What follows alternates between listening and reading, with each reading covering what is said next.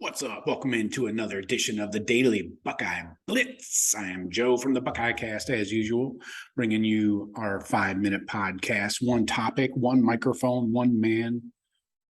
That's it. That's all you need for a show, really. So today we are talking Saturday scrimmage.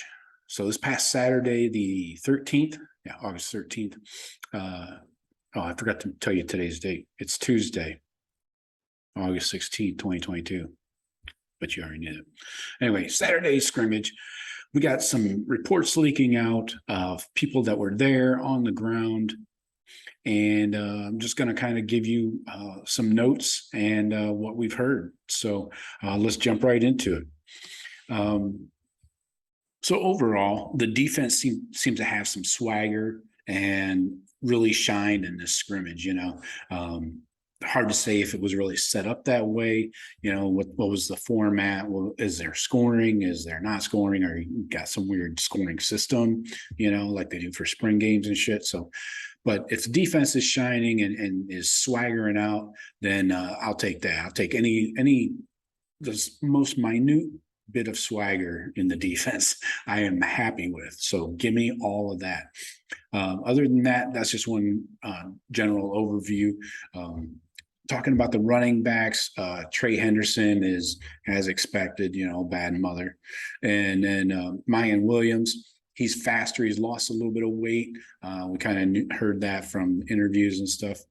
And his physicality is definitely still present. So we're going to see that on the field just with a little added pop, And not a lot about Evan Pryor. He just said he was decent. Wide receivers, what can you really say there that hasn't been said? They're just as advertised, studs basically. Cam Bad looks like a bad mother. Looks like a running back, at the slot.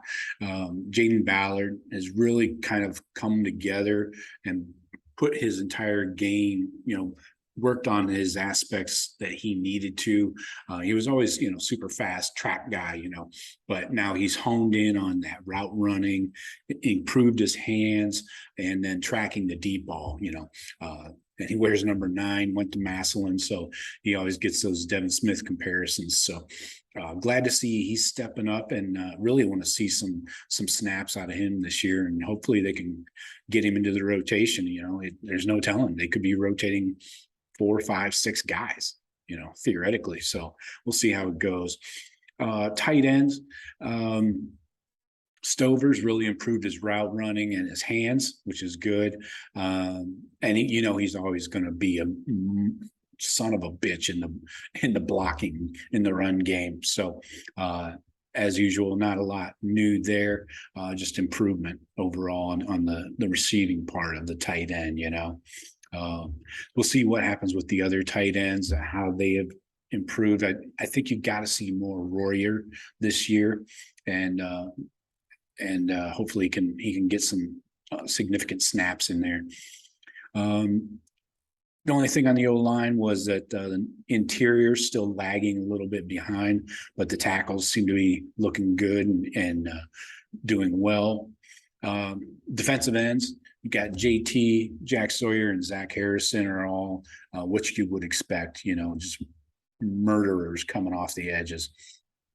Caden Curry, as I mentioned in our 2 deep, when we talked about the defensive line, Caden Curry is going to crack that 2 deep. I think he's going to be in there, and he's flashing, making plays, and has great technique. So that's good. Linebacker, nothing earth shattering other than we know Eichenberg and Steele are going to be the starters, and they're playing well. Steele is obviously the more athletic, and it really stood out. But Chip Trainum, this is interesting to me, that he is getting a look as the 3rd linebacker in some cases. So he is coming on the field with Steele in some passing packages. So that's interesting, especially for another converted running back to linebacker. It just blows my mind how that's so easy, apparently. But Josh Proctor, getting to the safeties. Josh Proctor looking great.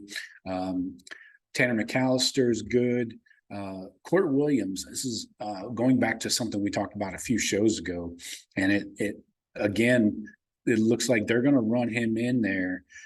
They're going to sub him in for McAllister in big packages, like run defense packages. So instead of putting a third linebacker on the field, so which he is almost. I mean, fuck, he's 225 at least. You know, he's like Steel Chamber size but taller.